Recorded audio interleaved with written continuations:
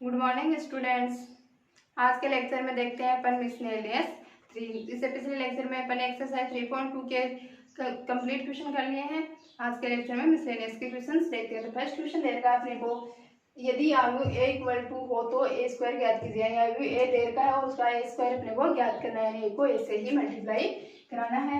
तो सॉल्यूशन देखना, a equal to हो जाएगा दे रखा है -1 तो ए स्क्वायर क्या होगा, a इंटू ए, आयु ए का खुद से गुणा कराना है तो ए स्क्वायर इंटू ए इक्वल हो जाएगा -1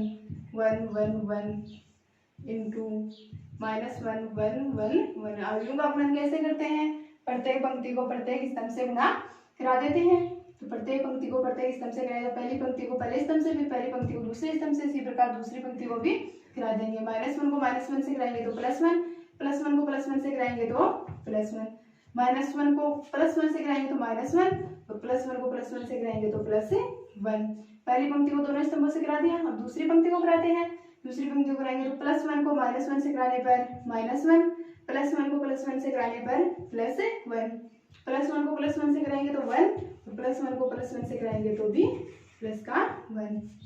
क्या बनेगा 2 0 0 2। क्या प्राप्त हो गया अपने को, a स्क्वायर प्राप्त हो गया और a स्क्वायर क्या प्राप्त हुआ है 2 0 0 2 क्रॉस 2 क्रम का प्राप्त हुआ है। और क्वेश्चन में अपने को ये कहा था कि a स्क्वायर की वैल्यू काउंट करके दो। नेक्स्ट क्वेश्चन नंबर सेकंड देखते हैं। क्वेश्चन नंबर सेकंड में देखा है, यदि a इक्वल टू मैट्रिक्स दे रखी हो तो a - 2i into a - 3i ज्ञात कीजिए। यहाँ पर i क्या है, i इकाई आव्यूह है और i इकाई आव्यूह है, उसके बारे में ये अपने को कोई जानकारी नहीं दी कि किस क्रम का है।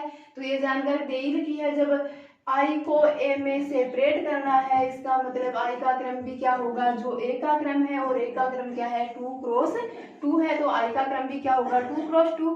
और i इकाई आव्यूह है, इकाई आव्यूह किस प्रकार का होता है, मुख्य विकिरण के अवयव 1 1, बाकी सभी अवयव शून्य होते हैं। तो a इक्वल अपने को दे रखा है 4 2 -1 1, तो a - 2i इक्वल हो जाएगा 4 2 -1 1 -2 इंटू i क्या है 1 0 0 1, 2 क्रॉस 2 क्रम का इकाई आव्यूह इसी प्रकार का होगा। तो प्राप्त होगा 4 2 -1 1, 2 से अंदर मल्टीप्लाई कर देंगे तो प्रत्येक एलिमेंट मल्टीप्लाई होकर क्या बन जाएगी मैट्रिक्स 2 0 0 2। दोनों मैट्रिक्स को क्या करना है, अंतर करना है, तो संगत एलिमेंट सेपरेट हो जाएंगे। a - 2i इक्वल टू प्राप्त हो जाएगा 4 में से 2 सेपरेट होगा 2 में से 0 सेपरेट होगा 2, -1 में से 0 सेपरेट होने पर -1 और 1 में से -2 सेपरेट होंगे तो -1। a - 2i इक्वल टू अपने को मैट्रिक्स प्राप्त होगी। अब क्या करेंगे, a - 3i की मैट्रिक्स निकालेंगे, फिर दोनों मैट्रिक्सों का क्या कर देंगे, गुणन कर देंगे। इसे इक्वेशन नंबर फर्स्ट बोल देते हैं।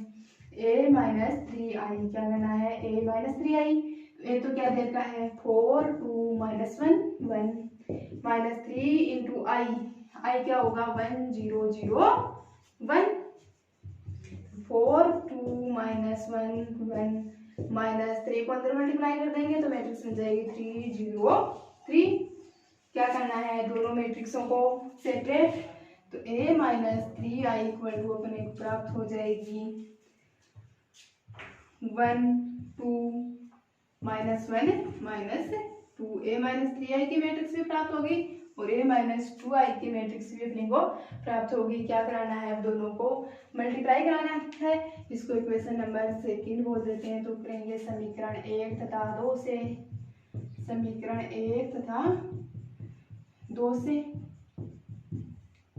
a - 2i into a - 3i equal to a - 2i क्या है, समीकरण 1 से 2 2 -1 इंटू a - 3i क्या है, समीकरण 2 से देखते हैं। तो ये है 1 2 -1 -2। क्या करना है, दोनों का मल्टीप्लीकेशन करेंगे तो प्रत्येक पंक्ति को प्रत्येक स्तंभ से गुणा करा देंगे।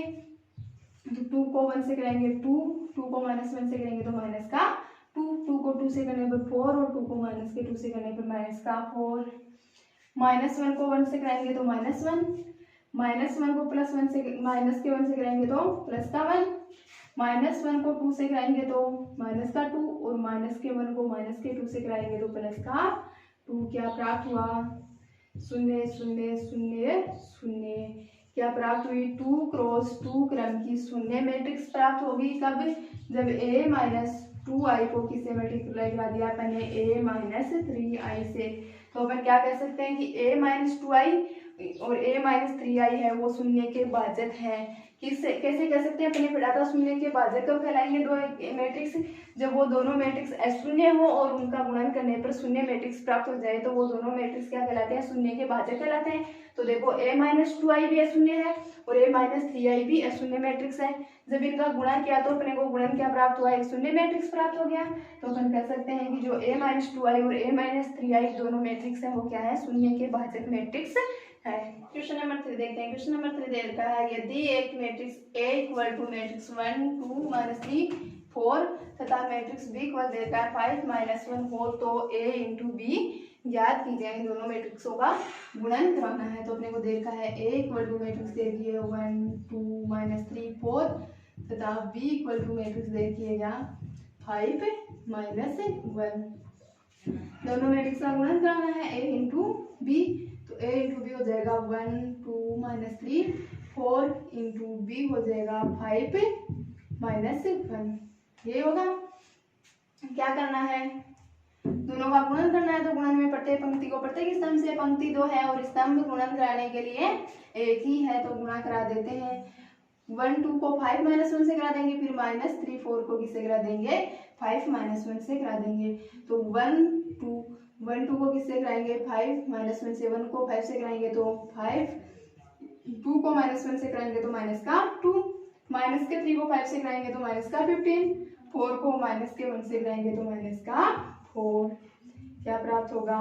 5 में से 2 सेपरेट करने पर 3 माइनस का 15 माइनस का 4 ऐड होकर माइनस का 19। क्या प्राप्त हो गया अपने को? स्तंभ तो एक ही है लेकिन पंक्ति कितनी है? 2। तो 2 क्रॉस 1 क्रम का अवयव अपने को प्राप्त हो गया a इंटू बी कराने पर। नेक्स्ट क्वेश्चन नंबर 4 देखते हैं। क्वेश्चन नंबर 4 में देखा है a इक्वल मैट्रिक्स के माइनस आयोटा 0 0 आयोटा तथा b इक्वल टू मैट्रिक्स देखिए 0 आयोटा आयोटा 0 हो तो b इंटू a ज्ञात कीजिए जहाँ iota equal to root minus 1। अपन जानते हैं आयोटा की वैल्यू क्या होती है? रूट माइनस 1 होती है और आयोटा स्क्वायर करेंगे तो क्या हो जाएगा? रूट हट जाएगा और आयोटा स्क्वायर की वैल्यू आ जाएगी माइनस का 1। तो सोल्व करते हैं क्वेश्चन को। क्वेश्चन में दे रखा है अपने को a equal to minus iota 0 0 iota और b इक्वल क्या दे रखा है? 0 आयोटा आयोटा 0। ये दे रखा है। क्या करना है? b इंटू ए करना है। a इंटू बी नहीं याद करना, क्या याद करना है? b इंटू ए। तो हो जाएगा 0 आयोटा आयोटा 0 को किससे गुणा कराना है अपने को? माइनस आयोटा 0 0 आयोटा से। प्रत्येक पंक्ति को प्रत्येक स्तंभ से करा देते हैं। 0 को माइनस आयोटा से कराएंगे तो 0 आयोटा को 0 से कराएंगे तो भी 0 0 को 0 से कराने पर 0 आयोटा को आयोटा से कराएंगे तो आयोटा स्क्वायर। पहली पंक्ति को करा दिया, दूसरी पंक्ति को कराते हैं प्रत्येक स्तंभ से। आयोटा को माइनस आयोटा से कराएंगे तो माइनस आयोटा स्क्वायर। 0 को 0 से कराने पर 0 आयोटा को 0 से कराएंगे तो 0 और 0 को 0 से कराएंगे तो भी 0। ये प्राप्त होगा। तो क्या हो जाएगा? 0 प्लस 0 ऐड होकर 0 प्लस आयोटा स्क्वायर। अपने को आयोटा की वैल्यू रूट माइनस 1 दे रखी है, आयोटा की वैल्यू रूट माइनस 1 होती है तो आयोटा स्क्वायर की क्या हो जाएगी? रूट हटकर माइनस 1। यहाँ से माइनस आयोटा स्क्वायर की वैल्यू माइनस 1 0। तो क्या प्राप्त हो जाएगा? Finally 0 minus 1 plus 1 0। 2 क्रॉस 2 क्रम की मैट्रिक्स अपने पास प्राप्त होगी जो क्या है? 0 माइनस 1 1 0। क्या ज्ञात करना था? b इंटू ए अपने को ज्ञात करना था, तो ज्ञात कर दिया। क्या चीज है इसमें? आयोटा आया और आयोटा अपने को डायरेक्ट बता भी रखा है कि आयोटा की वैल्यू माइनस रूट माइनस 1 होती है और नहीं भी बताए तो अपन जानते हैं आयोटा की वैल्यू क्या होती है? रूट माइनस का 1। नेक्स्ट देखते हैं क्वेश्चन नंबर 5। क्वेश्चन नंबर 5 में देखा है अपने को यदि a माइनस बी दो मैट्रिक्सों का अंतर एक मैट्रिक्स है 1 1 माइनस 1 1 1 0 1 0 0 तथा दो मैट्रिक्सों का योग a plus B equal to matrix है 3 5 माइनस 7 माइनस 1 1 4 11 8 0। तो अवयव a तथा b ज्ञात कीजिए। दोनों का योग दे रखा है और दोनों का अंतर दे रखा है और पूछा है कि अलग अलग अवयव a तथा b ज्ञात कीजिए। तो अलग अलग आपको ए तथा बी ज्ञात करने के लिए क्या करेंगे, ए माइनस बी और ए प्लस बी दोनों आपको जोड़ देंगे। दोनों को जोड़ेंगे तो क्या प्राप्त हो जाएगा, प्लस के बी से माइनस का बी कैंसिल हो जाएगा, 2a आ जाएगा। 2a में 2 का डिवाइड दे देंगे तो क्या आ जाएगा अपने पास, a आ जाएगा। फिर किसी एक में एक की वैल्यू रखकर क्या ज्ञात कर लेंगे, वैल्यू b ज्ञात कर लेंगे। तो a माइनस बी इक्वल अपने को देखा है 1 1 माइनस 1 1 1 0 1 0 0 और b इक्वल अपने को a प्लस बी, इसे क्या बोल देते हैं, इक्वेशन नंबर फर्स्ट बोल देते हैं। a प्लस बी इक्वल देगा है अपने को 3 5 माइनस का 7 माइनस 1 1 4 11 8 0 क्या बोल देंगे, इक्वेशन नंबर सेकेंड। ए तथा बी का मान ज्ञात करना है, तो ए तथा बी का मान ज्ञात करने के लिए सबसे पहले क्या करेंगे, इक्वेशन 1 प्लस 2, इक्वेशन 1 प्लस 2 करेंगे तो एलएचएस में एलएचएस ऐड हो जाएगी और आरएचएस में आरएचएस, यानी ए माइनस बी प्लस हो जाएगा A plus B equal to A minus B equal क्या है 1 1 माइनस 1 1 1 0 1 0 0 प्लस ए प्लस बी है 3 5 माइनस का 7 माइनस 1 1 4 11 8 0 यही है। तो minus B plus B cancel हो जाएंगे, 2a इक्वल आएगा अपने पास, दोनों मैट्रिक्स का योग यानी संगत अवयव जुड़ जाएंगे। 1 plus 3 4 1 plus 5 6 minus 1 minus 7 minus का 8 प्लस का 1 माइनस का 1 ऐड होकर 0 प्लस 1 2 4 12 है 8 0 2a इक्वल टू मैट्रिक्स प्राप्त होगी। अपने को क्या ज्ञात करना है, a इक्वल ज्ञात करना है। a इक्वल ज्ञात करने का मतलब 2 का डिवाइड करना पड़ेगा, तो 2 का पूरी मैट्रिक्स में डिवाइड हो जाएगा। तो अपने पास मिलेगा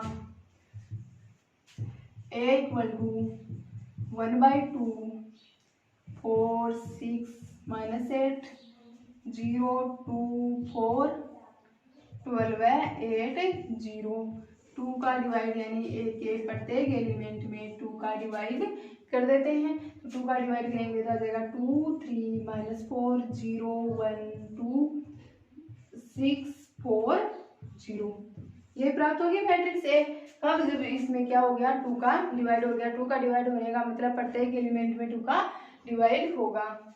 तो मैट्रिक्स ए प्राप्त हो गई। अभी अपने को क्या ज्ञात करना है, मैट्रिक्स बी भी ज्ञात करना है। तो मैट्रिक्स बी ज्ञात करने के लिए अपन क्या करते हैं, इक्वेशन नंबर सेकंड में मैट्रिक्स ए रख देते हैं। तो इक्वेशन नंबर सेकंड से अपने को प्राप्त होगा बी इक्वल टू क्या प्राप्त हो जाएगा, लिखेंगे इक्वेशन सेकंड से।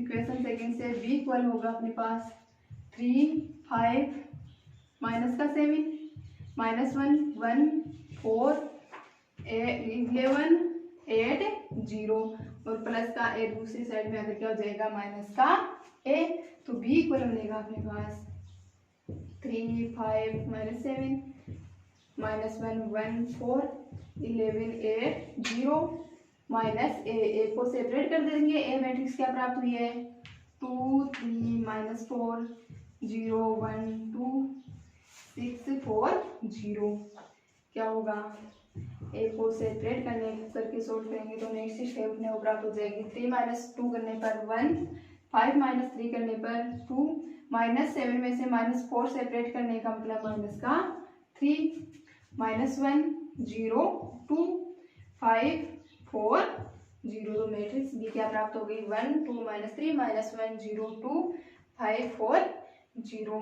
तो मैट्रिक्स ए भी प्राप्त कर लिए अपन ने और मैट्रिक्स बी भी अपन ने प्राप्त कर ली। और क्वेश्चन में क्या पूछा था कि मैट्रिक्स ए और बी अलग अलग फाउंड करके दो। नेक्स्ट क्वेश्चन नंबर 6 देखते हैं। क्वेश्चन नंबर 6 देखा यदि मैट्रिक्स -2 -3 1 -5 -2 -1 4 इक्वल मैट्रिक्स x+2 -3 1 5 -1 4 हो तो x तथा y का मान ज्ञात कीजिए। यानी दो मैट्रिक्स इक्वल दे रखी हैं और x और y का मान अपने से ऊंचा है, तो दोनों मैट्रिक्स इक्वल होंगी। किस कंडीशन पर इक्वल होंगी, जब उनके संगत एलिमेंट भी इक्वल हो। संगत एलिमेंट को इक्वल करके क्या कर लेंगे, x और y का मान ज्ञात कर लेंगे। तो कराते हैं दोनों मैट्रिक्स के संगत एलिमेंट्स को इक्वल -2 -3 1 -y -2 -1 4 इक्वल दे रखी है मैट्रिक्स x प्लस 2 माइनस का 3 1 5 माइनस 1 4 के दोनों मैट्रिक्स इक्वल होने का मतलब संगत एलिमेंट इक्वल होंगे, तो संगत एलिमेंट को इक्वल करा देंगे। -2 किसके इक्वल होना चाहिए, x प्लस 2 के। -2 को x प्लस 2 के इक्वल करेंगे तो यहाँ से हो जाएगा x इक्वल टू -2 माइनस 2, यानी x की वैल्यू क्या आ जाएगी, x इक्वल -4। x की वैल्यू फाउंड कर ली, क्या किसकी ओर करनी है, y की। y किस में है, y -2 में, और y -2 इक्वल टू 5, तो -2 किसके इक्वल होगा, 5 के। -y इक्वल टू आ जाएगा 5 plus 2, -y equal two plus का 7, लेकिन y इक्वल क्या आ जाएगा, माइनस का 7। तो अपने पास क्या आया, x की वैल्यू आ गई -4 और y की वैल्यू क्या आ गई, माइनस का 7। और ये क्या है अपना आंसर। क्वेश्चन में यही पूछा था कि x और y की वैल्यू क्या कीजिए जब दोनों मैट्रिक्स सेम है। दोनों मैट्रिक्स सेम होने की कंडीशन से अपन ने x और y की वैल्यू फाउंड कर ली। दोनों मैट्रिक्स सेम होने का मतलब उनके संगत एलिमेंट भी सेम होंगे। नेक्स्ट क्वेश्चन नंबर 7 देखते हैं। क्वेश्चन 7 देखा अपने को, अवयव A का क्रम 3x4 तथा अवयव B इस प्रकार का अवयव है कि A का ट्रांसपोज इंटू B तथा A इंटू B का ट्रांसपोज दोनों परिभाषित हो तो B का क्रम लिखिए। यानी B का क्रम पूछा है अपने को, कंडीशन क्या दे दी है, A का क्रम दे दिया और बोल रहा है कि A इंटू B का ट्रांसपोज भी ज्ञात कर सकते, सॉरी A का ट्रांसपोज इंटू B भी ज्ञात कर सकते हो और A इंटू B का ट्रांसपोज भी आप ज्ञात कर सकते हो। B का क्रम कुछ इस प्रकार का होगा। तो अपने को देखा A का क्रम क्या दे रखा है, 3x4। तो A के ट्रांसपोज का क्रम क्या हो जाएगा, अपन जानते हैं ट्रांसपोज में पंक्ति को स्तंभ में और स्तंभों को पंक्तियों में परिवर्तित करते हैं, तो A के ट्रांसपोज का क्रम हो जाएगा 4 इंटू 3। अब अपने को पहले A का ट्रांसपोज इंटू B अपन परिभाषित कर सकते हैं और A इंटू B का ट्रांसपोज भी परिभाषित है। तो इस प्रकार के पॉसिबल होगा, यहाँ से A और B, यहाँ से B का क्रम निकालेंगे तो कैसे निकालेंगे देखना। A का ट्रांसपोज का क्रम क्या है, 4x3। तो B से मल्टीप्लाई कराएंगे, किससे मल्टीप्लाई कराएंगे, B से मल्टीप्लाई कराएंगे 4x3 को। कब मल्टीप्लाई होगा, जब A में स्तंभों की, A के ट्रांसपोज में जितनी स्तंभों की संख्या है उतनी B में पंक्तियों की संख्या हो। तो A के ट्रांसपोज में स्तंभों की संख्या कितनी है, 3। तो B में पंक्तियों की संख्या कितनी होनी चाहिए, 3 होनी चाहिए, तभी होगा। तो B में पंक्तियों की संख्या तो 3 होनी चाहिए, लेकिन स्तंभों की संख्या कितनी हो उसका अपने को कभी कोई मालूम नहीं है। पर मान लेते हैं कि स्तंभों की संख्या कितनी होगी, x से हो जाएगी। तो A का ट्रांसपोज इंटू B करने से तो क्या आ गया अपने पास, B में पंक्तियों की संख्या कैसे आई, A के ट्रांसपोज का क्रम है 4x3 का, 4x3 मतलब A के ट्रांसपोज में स्तंभों की संख्या कितनी है, 3। तो B में पंक्तियों की संख्या कितनी होनी चाहिए, 3। तो B में पंक्तियों की संख्या 3 हो गई। स्तंभों के बारे में अभी कोई अनुमान नहीं है तो अपन ने मान लिया कि स्तंभों की संख्या x है। सेकेंड कंडीशन अपने को दे रखी है कि A इंटू B का ट्रांसपोज भी परिभाषित है। तो A इंटू B का ट्रांसपोज करने का मतलब A का क्रम क्या है, 3x4। A का क्रम क्या है, 3x4 और इस 3x4 को किससे मल्टीप्लाई कराना है अपने को, B के ट्रांसपोज से। B के ट्रांसपोज से मल्टीप्लाई कराने का मतलब B के ट्रांसपोज में पंक्तियों की संख्या उतनी होनी चाहिए जितनी A के स्तंभों की संख्या है। तो A में स्तंभों की संख्या कितनी है, 4। तो B के ट्रांसपोज में पंक्तियों की संख्या कितनी होगी, 4 होगी। और अपने को B के ट्रांसपोज में पंक्तियों की संख्या 4 होगी। और मेरे को ये बताओ कि यहाँ से अपन B के ट्रांसपोज का क्रम लिखें, B का क्रम लिखा 3x से x, तो B का ट्रांसपोज पंक्ति स्तंभों में और स्तंभ पंक्तियों में, तो x क्रॉस 3 B के ट्रांसपोज का क्रम क्या हो जाएगा, x क्रॉस 3। यानी क्या आना चाहिए था, यहाँ पर x क्रॉस 3 आना चाहिए था। तो इस x की वैल्यू कितनी होनी चाहिए, 4। x की वैल्यू 4 होगी तब अपन B के ट्रांसपोज को किससे मल्टीप्लाई करा सकेंगे, A से मल्टीप्लाई करा सकेंगे। तो दोनों कंडीशन से क्या आ गया, B का क्रम आ जाएगा स्तंभों की संख्या 3 और पंक्तियों की संख्या 4। क्या होनी चाहिए, स्तंभों की संख्या 3 और पंक्तियों की संख्या 4। एक बार फिर से देख लेना, A का ट्रांसपोज इंटू B कराएंगे तो A के ट्रांसपोज का क्रम क्या है, 4x3 है। A के ट्रांसपोज का क्रम 4x3, A के ट्रांसपोज में स्तंभों की संख्या 3 है और B से मल्टीप्लाई कराना चाहते हैं तो B में पंक्तियों की संख्या कितनी होनी चाहिए, 3 होनी चाहिए। B में पंक्तियों की संख्या का पता चल गया कि 3 होनी चाहिए, लेकिन स्तंभों के बारे में भी कोई अनुमान नहीं है तो अपन ने मान लिया कि स्तंभों की संख्या क्या है, x है। स्तंभों की संख्या x है तो B का क्रम क्या हो गया, 3x x। इससे बी के ट्रांसपोज का क्रम क्या हो जाएगा, पंक्ति स्तंभों में बदल जाएंगे और स्तंभ पंक्तियों में बदल जाएंगे। तो बी के ट्रांसपोज का क्रम हो जाएगा x क्रॉस 3। नेक्स्ट कंडीशन क्या दे रखी है अपने को, कह रखा है कि a इंटू बी का ट्रांसपोज भी परिभाषित है। तो a का क्रम 3 क्रॉस 4 का है, b के ट्रांसपोज से मल्टीपल कराएंगे यानी x क्रॉस 3 क्रम से मल्टीपल कराएंगे। इसका मतलब जो x है वो किसके इक्वल होना चाहिए, इस 4 के इक्वल होना चाहिए, तभी जाकर मल्टीप्लाई होगा। क्योंकि a के स्तंभों की संख्या b के ट्रांसपोज का पंक्तियों की संख्या के इक्वल होगी, तब जाकर दोनों का गुणा होगा। तो x का मान क्या आना चाहिए, 4 आना चाहिए। तो x का मान 4 आएगा तो b का क्रम क्या हो जाएगा, 3 क्रॉस 4। तो b किस क्रम का हो जाएगा, 3 क्रॉस 4 क्रम का हो जाएगा। नेक्स्ट क्वेश्चन नंबर 8 देखते हैं। क्वेश्चन नंबर 8 में दे रखा है a इक्वल टू एक मैट्रिक्स दे के -2 -1 1 7 4 1 -x -3 एक सममित अवयव हो तो x का मान ज्ञात किए हैं। जो मैट्रिक्स ए दे रखा है वो क्या है, एक सममित अवयव है। और सममित अवयव होने का मतलब मुख्य विकिरण के संगत समान दूरी पर स्थित अवयव समान होते हैं। तो a इक्वल टू अपने को मैट्रिक्स दे रखी है -2 -1 1 -1 7 4 1 -x -3 और a कैसी है, सममित मैट्रिक्स है।